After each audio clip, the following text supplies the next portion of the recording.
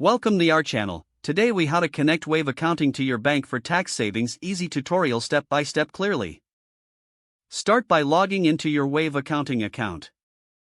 Once you are in your dashboard, locate the banking menu on the left hand side. Click on banking to access your banking options.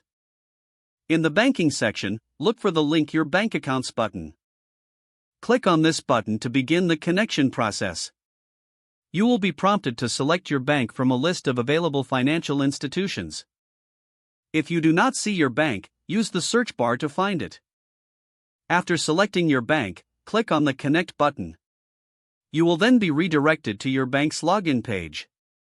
Enter your online banking credentials to establish the connection. Follow any additional prompts required by your bank for security verification.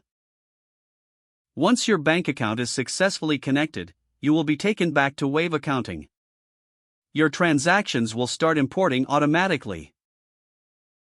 Review the imported transactions for accuracy. Categorize your transactions as needed to keep your records organized. Regularly check back to ensure all transactions are syncing correctly.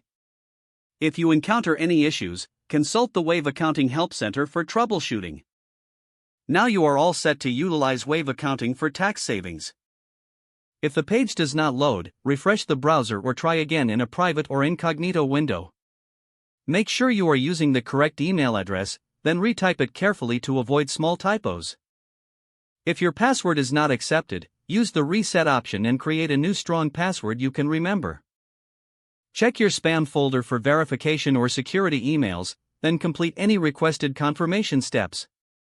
Enable two-factor authentication if available to improve account security and reduce unauthorized access risk. After signing in, review your profile details so your contact information and settings are accurate and current. If you see an error message, note it down and try again after restarting your device and internet connection.